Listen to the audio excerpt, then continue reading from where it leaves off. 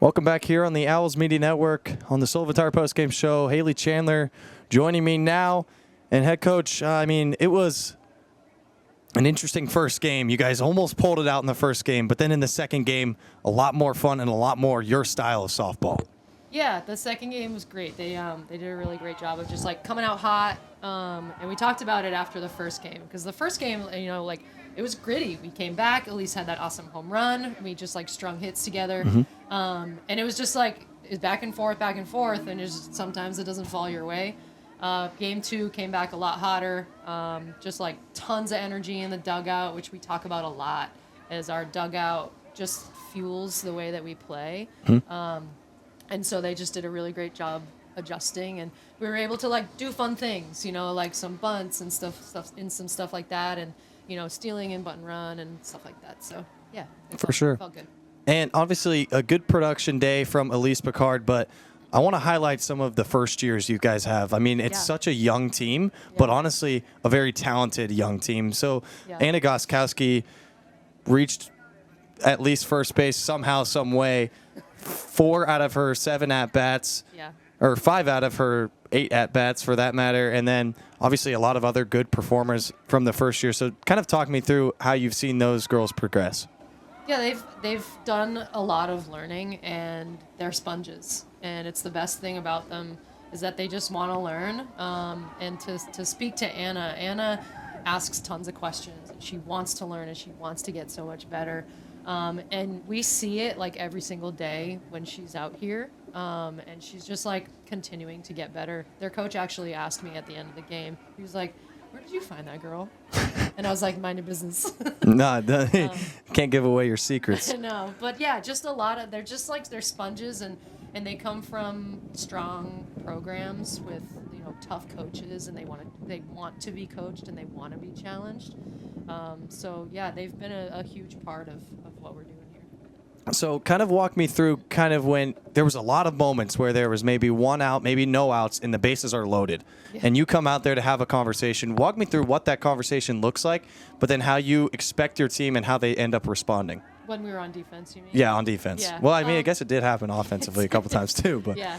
The conversation is typically me just slowing things down for them, because we talk about that a lot. We talk about not letting the game get out of our hands.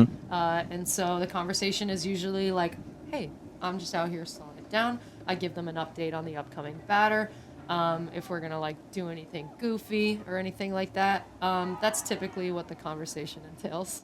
For sure. So now heading into WestCon, walk me through the next couple days of preparation and then into that game.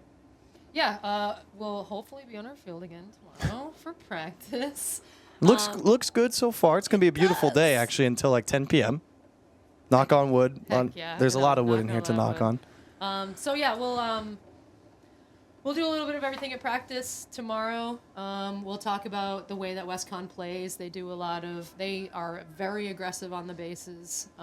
They do have some kids that smash, and they bunt a lot. So they do a lot of crafty stuff. They carry 29 kids. So wow. They do tons of subs, which slows the game down. It can kind of kill your vibe. Sure. So we'll talk about that a lot as well, and just staying up and staying consistent in the dugout with our energy.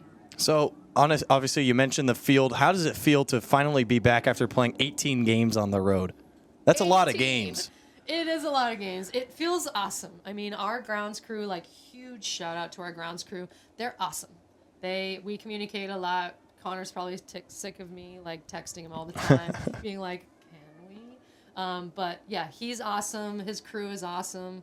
They do such a great job of getting it ready for today, and then on top of having it just ready for today, they sweep our dugout, and they just make the lines nice and crisp, and they spray painted our safety base red, and so huge shout out to the grounds crew. They're awesome.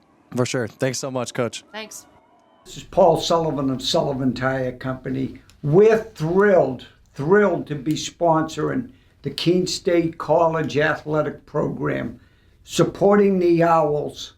No matter what the sport is, in Division III, they are legendary. What a great academic institution, liberal arts school, in a beautiful part of New England. So let's go, you Owls. And remember, at Sullivan Tire, we're always here to get you there. Thank you. Thanks so much for joining us here on the Owls Media Network. This production was brought to you by the WW Building Supply. We are local people ready to help others do amazing things. We offer expert advice, decades of experience, free delivery, and great products, and a local connection. Thank you to WW Building Supply for being today's sponsor on the Owls Media Network. Little quick update for you around the nest. Keene State played Plymouth State in baseball today, won the first game 11-1, and then won the second one 12-6 after 10 innings. But they will be back in action on Saturday.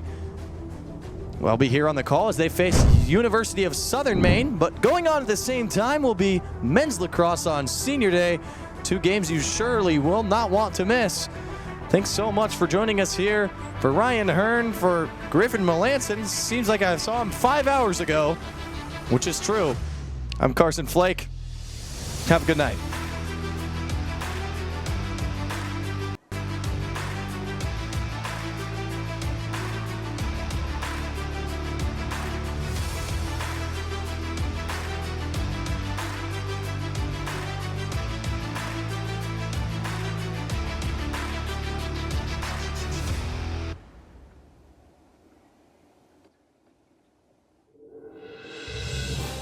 You have been watching a Keene State Athletics broadcast on the Owls Media Network. Please tune in to our next broadcast and thank you for watching.